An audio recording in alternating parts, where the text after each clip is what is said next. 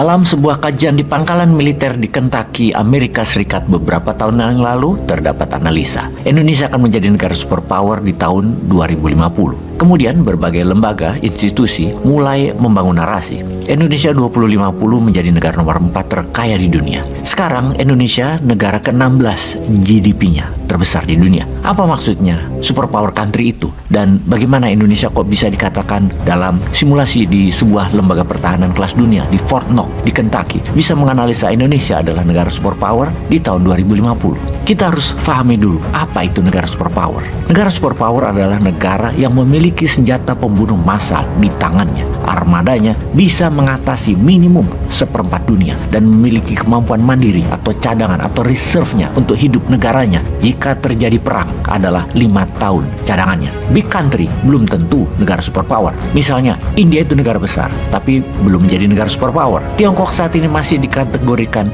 big country, negara besar, dan Tiongkok sedang bersiap menjadi negara superpower yang digaspol sejak tahun 2013 dan diperkirakan tahun 2025 minimum Tiongkok sudah memantaskan dirinya confirm untuk menjadi negara superpower. Negara superpower selain Amerika dan Rusia, karena Rusia masih memegang sisa-sisa kejayaan Uni Soviet, adalah Inggris, Prancis, serta Jerman. Namun ketiga negara sekutu Amerika yang terakhir disebutkan itu makin lama saat ini lebih memfokuskan membangun aliansi kekuatan militernya bersama di NATO dengan gabungan 31 negara. NATO adalah kekuatan superpower. Jadi kalau dikatakan kekuatan superpower itu bukan hanya negara, namun gabungan negara atau multilateral organisasi negara bisa dikatakan kekuatan superpower. Sekarang NATO mendapatkan tantangan dari Rusia dan Tiongkok. Kedepan dua blok ini akan meruncing kekuatannya. Kemudian sekali lagi, akankah BRICS yang merupakan kekuatan ekonomi kedepannya akan membentuk aliansi pertahanan? Kalau hal itu terjadi, maka kejar-kejaran membangun industrial military complex antara dua kekuatan NATO versus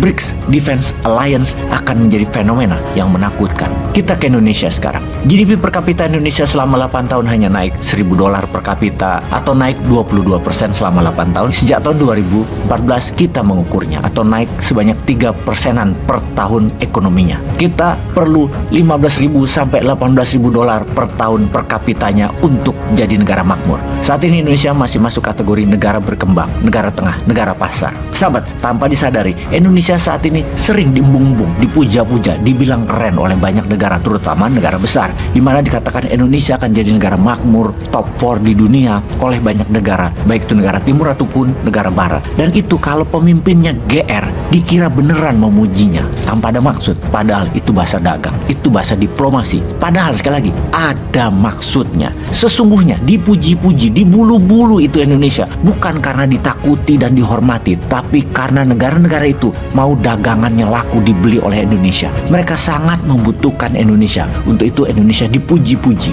dibilang hebat, dibilang keren, dan lain sebagainya. Diiming-imingi akan jadi negara besar, lalu dipuja-puja, dirayu-rayu agar intinya mau jadi pasarnya mereka dan mau kerjasama dengan negara mereka untuk sumber daya alam Indonesia dikasih ke mereka sampai habis. Dikatakan Indonesia adalah negara dengan penduduk banyak, kekayaannya $1,2 triliun, kemudian di tahun 2030 akan jadi $2 triliun, tahun 2045 akan jadi $4 triliun, dan itu semua bagi negara besar adalah market. Indonesia adalah pasar. Kita melompat jauh ke depan sebentar. Ketika Indonesia dianalisa bisa menjadi negara superpower di 2050, maka yang dilakukan sekarang adalah jangan sampai Indonesia jadi negara superpower di tahun 2050. Mulai paham, ada pengkerdilan, ada pembatasan, ada kampanye negatif, ada pengelabuan dengan puji-pujian data. Semua itu ada tujuan agar lengah, agar hanya jangka pendek melihatnya, agar lalai, agar cepat puas diri. Sungguh, semua itu didesain, harus didesain, direncanakan, dan dieksekusi segera, yaitu pengkerdilan Indonesia. Disinilah kita harus memahami, ketika sebuah negara lain atau institusi menganalisa kita, kita harus tahu tujuan mereka. Karena sesungguhnya, nation interest sebuah negara adalah nation threat negara lain. Indonesia sesungguhnya adalah negara yang menakutkan, negara yang disegani. Mereka melihat sejarah Indonesia, yang manusia Indonesia itu unggul di laut. Manusia maritim Nusantara itu unggul sejak lama, sejak zaman Hang Tuah, Hang Nadim, Prameswara Sriwijaya hingga Majapahit, Malahayati, Ratu Kalinyamat adalah pahlawan laut. Nusantara keterampilannya tidak diragukan, kemampuan menguasai kawasan tidak diragukan. Kalau semangat itu ada, kekuatan dalam diri dibangkitkan, maka Indonesia akan jadi negara dengan cadangan atau nation reserve atas pangan, energi, mineral bisa bertahan 100 tahun. Itu sangat menakutkan bagi negara superpower saat ini, dan itu sebuah kepastian bagi Indonesia. Jadi kemudian strateginya apa? Hilirisasi, infrastruktur pakai hutang atau apa gitu. Indonesia entah bagaimana caranya harus naik jadi 18.000 dolar per kapita di tahun 2035 atau naik 250% dalam 12 tahun.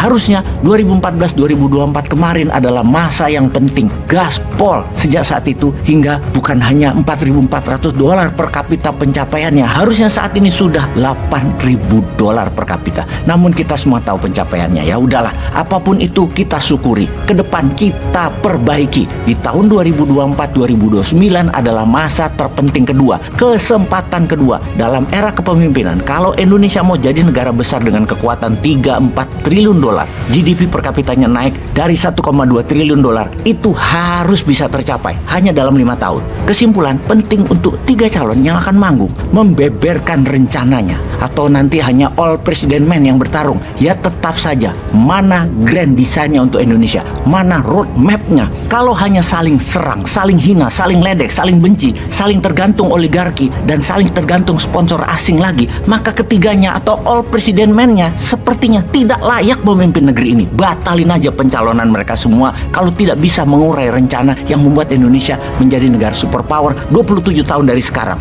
Nah terus siapa yang tarung ya? Usahanya Liki. Peace.